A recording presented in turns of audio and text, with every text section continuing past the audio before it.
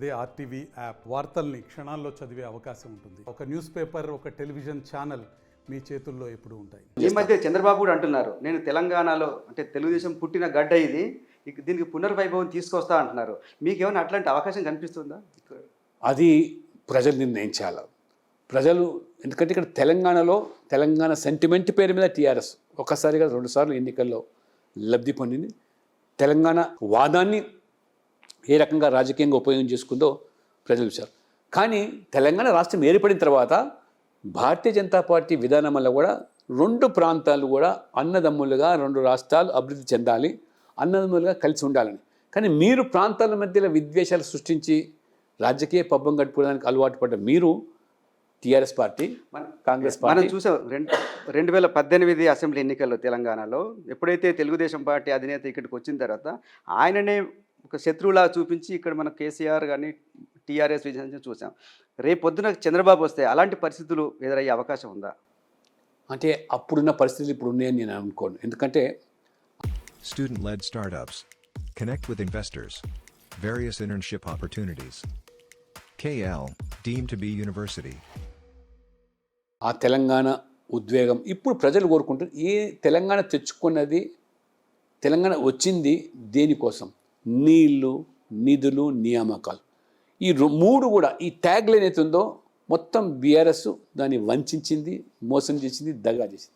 అదే పంతంలో ఇవాళ కాంగ్రెస్ రేవంత్ రెడ్డి గారు కొనసాగుతుంది. నీళ్లు లేవు, నిధులు లేవు, నియామకాలు లేవు.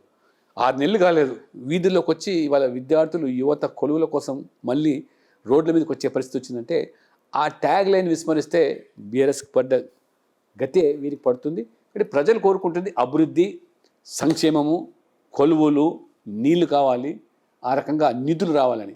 నిధులు ఇవాళ పుష్కలంగా ఉన్నా కానీ ఏ రకంగా వారు దుర్వినియోగపరిచారు, మొత్తం తెలంగాణ సంపదను కొల్లగొట్టారో ప్రజలు ఆ ఆక్రోషంతోనే ఆ పార్టీని ఓడించారు.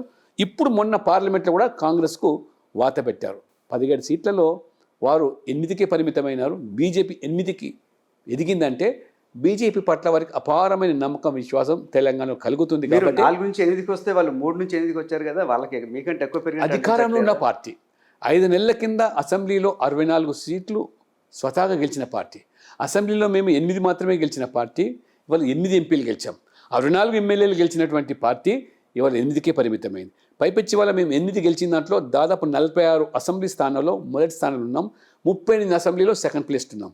మీరు within a span of 5 months 5 నెలలు ఇంత వ్యత్యాసం అంటే ఎంత వ్యతిరేకత, మరోవైపు మోదీ పట్ల ఎంత ఆదరణ తెలంగాణలో ఉందో ఇది తేటతెల్లమవుతుంది. కాబట్టి భవిష్యత్తుకు ఇది సూచికగా మారింది.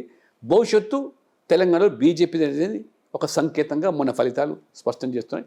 ఖచ్చితంగా నాకు నమ్మకం ఉంది, రేపు ఎప్పుడు ఎన్నికలు ఈ రాష్ట్రంలో జరిగినా బీజేపీ ప్రభుత్వం రావడం ఖాయం.